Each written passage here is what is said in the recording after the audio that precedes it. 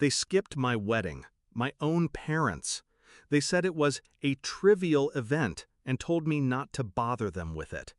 1 week later, my mother posted videos of herself sipping cocktails in Hawaii, smiling, laughing, arm in arm with Rachel and her family. Not even a text to me, not even a congratulations. That was the day something inside me shut off. It wasn't always like this.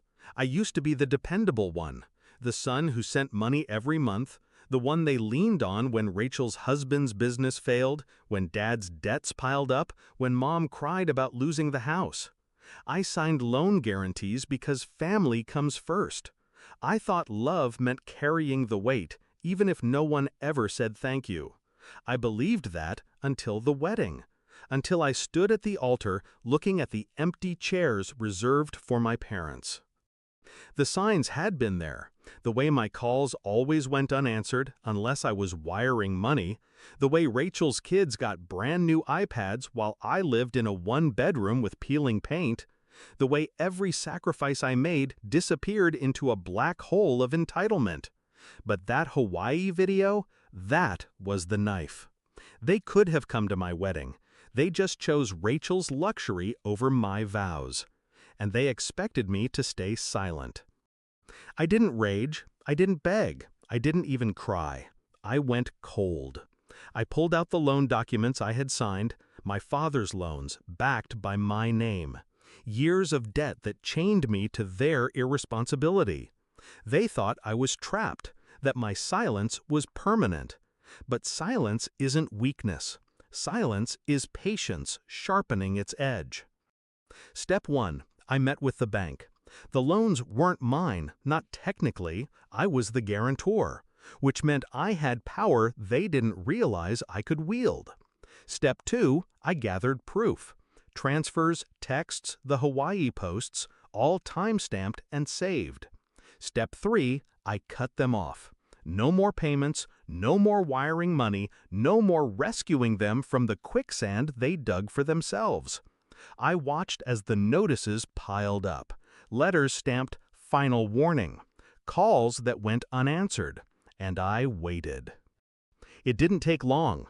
1 week after their vacation, my father's number flashed on my screen. For the first time in months, he actually wanted to speak. "The loan payments haven't been made," he said, his voice tight with panic. I let the silence stretch, then spoke slowly. "Don't contact me about trivial matters." There was a pause.